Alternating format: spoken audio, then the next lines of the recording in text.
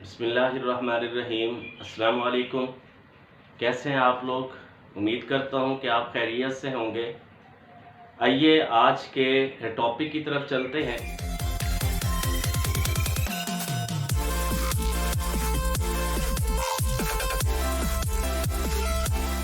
आज हम बात कर रहे हैं शॉर्ट स्टोरी के हवाले से, और शॉर्ट स्टोरी जो स्पेसिफिक हमने यहाँ पर ली है वो है the man of the crowd.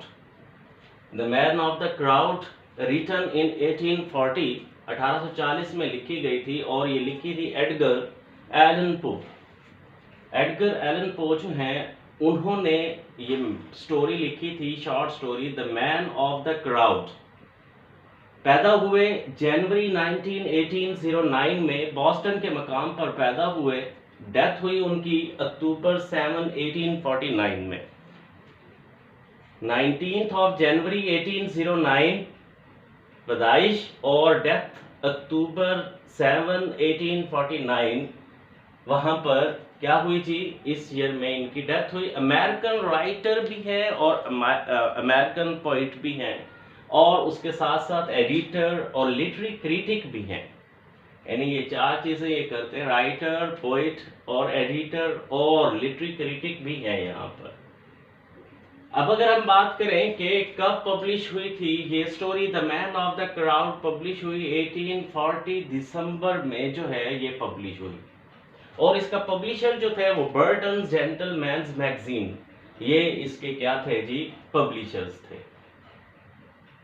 अब थोड़ा सा हम इसके हवाले से बात कर लेते हैं कि ये है क्या चीज। The epigraph to the story from French writer और philosopher. The epigraph to the story from French writer या फिलोसोफर जो थे Jean de La Bruyere. 1645 to 1696 तक का दौरानिया है। वहां से ये जो थीम था उसको कैप्चर किया या उसको अखज किया, ठीक है, किसने? अपने एडगर एलन पो ने। ट्रांसलेट, ये फर्स्ट लाइंस जो हैं, जो the man of the crowd में फर्स्ट लाइन जो है, इब्तदाई लाइन जो है वो ये है, that great misfortune not to be able to be alone. That great misfortune not to be able to be alone, ये इस यानी the man of the crowd की जो क्या चीज है, ओपनिंग लाइंस है। हम दूसरा काम देख लेते हैं थोड़ा बहुत कि भाई इसके क्या क्या काम है एलन पो के हवाले से। द ब्लैक कैट उनकी एक शॉर्ट स्टोरी है, 1843 में लिखी गई। The tell tale heart short story है, 1843 में लिखी गई। द प्रीमैच्योर बरियल 1844 में लिखी गई शॉर्ट स्टोरी है। पोइट्री में अगर हम देखें तो पोइम्स हैं उसकी, द हेलन पोइम है 1831 में लिखी गई। द रेमन पोइम है 1845 में लिखी गई। अनाबिल लीप पोइम है 1849 में लिखी गई। The fall of the house of shares short story है 1839 में लिखी गई। ये कुछ वर्क्स हैं, हमने पूरे की पूरी लिस्ट यहाँ पर नहीं दे सकते, मुख्तसर और जामे जो उसका काम था वो हम यहाँ पर बात कर रहे हैं। अब थोड़ी सी बात कर लेते हैं कि एपिग्राफ होता क्या चीज है, और एपिग्राफ होती क्या है जी।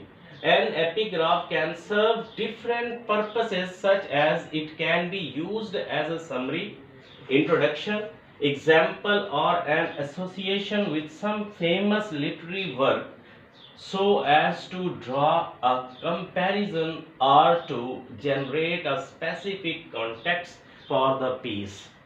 यानी ये जो हम the man of the crowd है, असल में ये एपिग्राफ है किसका? जो फ्रेंच राइटर और फिलोसोफर है उसकी पोइम का, जो यहाँ पर हम क्या करने वाले हैं जी, इसको हम बात करने वाले हैं। अब जी अगर हम कैरेक्टर्स के हवाले से बात करें तो इसमें दो कैरेक्टर्स हैं और दोनों नेमलेस, यानी उनके कोई नेम नहीं दिए हुए, उनके कैरेक्टर्स हैं। कैरेक्टर्स टू नेमलेस हैं जी। एक तो है द ओल्ड मैन और एक है नरेटर। नरेटर जो स्टोरी को नरेट कर रहा है, बता रहा है हमें, और दूसरा वो बंदा जिसके बारे में नरेट की जा रही है, ठीक है जी। अब वो जो ओल्ड मैन है वो 65 to 70 का आदमी है, और उसी को नाम दिया गया है the man of the crowd. The man of the crowd जो ओल्ड मैन है उसको नाम दिया गया है 65 to 70 का एज का बंदा है, उसको the man of the crowd का नाम दिया गया है। जो नरेटर है वो recently recovered from an illness, किसी बीमारी से अभी अभी रिकवर्ड होके जो है ना वो यहाँ पर आया हुआ है।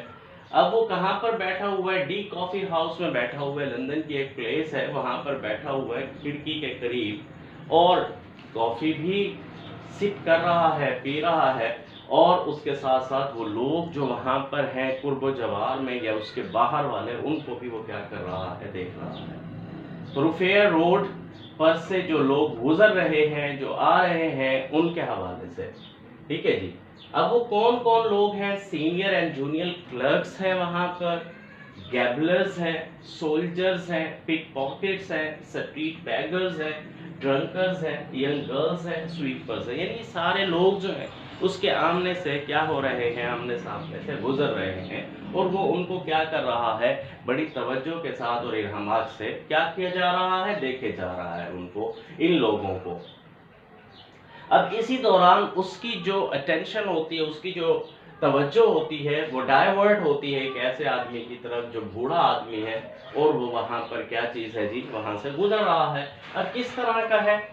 Cross street, sorry, mental power है उसकी, कूलनेस है, और उसके अलावा वो बड़ा परेशान ना दिखाई देने वाला, बड़ा बेफिक्रा दिखाई देने वाला बंदा है, यानी उसके अंदर किसी किस्म की कोई केयर नहीं है। ठीक हो गई बात जी। अब आते हैं जी हम लोग कि वो किस अंदाज का, यानी कहां कहां से वो गुजर रहा है। शुरू हुआ है उसका सफर जो है डी कॉफी हाउस से स्टार्ट हुआ है, ठीक है ना जी। अब नरेटर जो है, ये जो नरेट करने वाला है, ये जब उसको देखता है तो इसकी तवज्जो जो है उस बंदे की तरफ जाती है, तो वहां से क्या करना शुरू कर देता है, वहां से उनके उस बंदे के पीछे चलना शुरू कर देता है, ठीक है, उस बूढ़े बंदे के साथ चलना शुरू कर देता है। अब वो कौन कौन सी जगहों से गुजरते हुए जाता है? क्रॉस स्ट्रीट से, स्क्वायर स्ट्रीट से गुजरते हुए चला जाता है, और इसके अलावा जो है अब वो क्या करता है जी, किसी किसी जगह पर से वो उसके पीछे ही जा रहा है, नरेटर भी उसके पीछे जा रहा है। अब उसका जो पहला स्टॉप है, ठीक है, आउटसाइड द जिन पैलेस, वहां पर वो जाता है और वहां पर रुकता है, और फिर वहां का जो कह लें कीपर कह लें, वो कहता है कि ये जो शॉप है ये क्या हो चुकी है, क्लोज हो चुकी है, तो वो वहां से रवाना हो जाता है और वापस कहां पर पहुंच जाता है, डी कॉफी हाउस की तरफ पहुंच जाता है। अब ये जो नरेटर है वो ये देखता है कि उसके पास क्या चीज है जी, डैगर है उसके पास अंडर हिज क्लॉथ्स, एक डैगर है उसके क्लॉथ के नीचे जो है। अब जरूरी नहीं है कि वो क्या चीज हो, क्राइम या क्रिमिनल टाइप का कोई बंदा हो सकता है कि वो अपनी प्रोटेक्शन के लिए उसने रखी हुई हो, या डैगर्स को, या सेक्रीफाइस के लिए, ब्रेवरी के लिए कोई चीज उसने अपने पास रखी हुई है।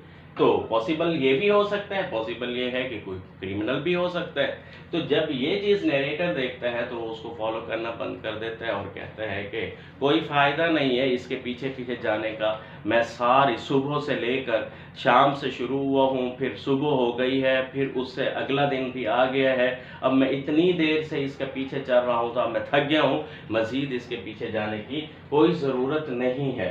अब देखिए यहाँ पर इस बंदे के हवाले से क्या नाम है, द ओल्ड मैन के हवाले से, he was like a book that doesn't permit itself to be read, यानी कोई कोई लोग ऐसे होते हैं जिनके चेहरे से कोई भी अपीयरेंस यानी उसकी नहीं पता चल सकता कि वो किस किस्म का बंदा है और किस अंदाज का बंदा है। तो ये बंदा बिल्कुल इसी तरह से है कि he was like a book that doesn't permit itself to be read, that was better left alone untasted and unfollowed. इनको ऐसे ही रहने दिया जाए, उनके पीछे मजीद भागने की कोई जरूरत नहीं है, उनको कुछ भी नहीं किया जा सकता।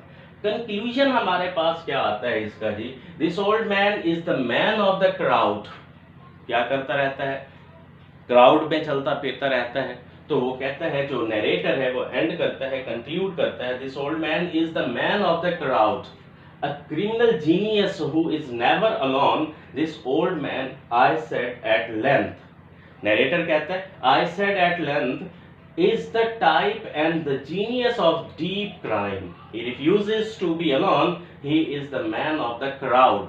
It will be in vain to follow, for I shall learn no more of him nor of his deeds. क्योंकि मुझे उसकी तरफ से कोई भी चीज़ मालूम नहीं हो रही कि वो क्या करना चाहता है, किस अंदाज का बंदा है। सिर्फ एक डैगर से हम ये कंक्लूड कर लेते हैं कि हो सकता है वो क्राइम, किसी किस्म का कोई क्राइम कर चुका हो। दूसरे लफ्जों में हम अगर सिंबल की बात करें तो डैगर वो सिंबल है, प्रोटेक्शन का भी हो सकता है, ठीक है ना जी। तो ये चीज है इस स्टोरी में कि टोटल वो घूम फिर रहा है, लेकिन पता नहीं चल रहा कि वो करना क्या चाहता है। थोड़ा रिलेट करूंगा यहाँ पर मैं आपको, एक पाकिस्तानी राइटर है गुलाम अब्बास, उसकी स्टोरी है ओवरकोट, वो भी शॉर्ट स्टोरी है, आपने वो भी पढ़ा। यंग मैन जो है वो क्या करता है, रोटेट करता रहता है, घूमता रहता है, और बिल आखिर वो आपको पता है कि वो क्या हो जाता है, आखिर में एक ट्रक के नीचे आके उसकी क्या हो जाती है, डेथ हो जाती है। तो इस अंदाज से वो भी द मैन ऑफ क्राउड, यानी वो भी टोटल कोशिश कर रहा है कि उन जगहों की तरफ जाए जहाँ पर क्या चीज़ है, रश है, वहाँ पर मॉब है। तो ये भी उन्हीं जगहों से गुजर के जा रहा है जहाँ पर से क्या चीज़ है, रश है, और जहाँ पर लोग ज़्यादा हैं। तो इसी के साथ मैं ये शॉर्ट स्टोरी को ख़त्म करूँगा कि क्या चीज़ है जी, कुछ चीज़ें ऐसी होती हैं जो हमें अपनी अपीयरेंस से कुछ भी चीज़ नहीं बताती हैं कि मैं क्या हूँ। ओके हो गया। उम्मीद करता हूँ कि आपको ये शॉर्ट स्टोरी समझ आई होगी।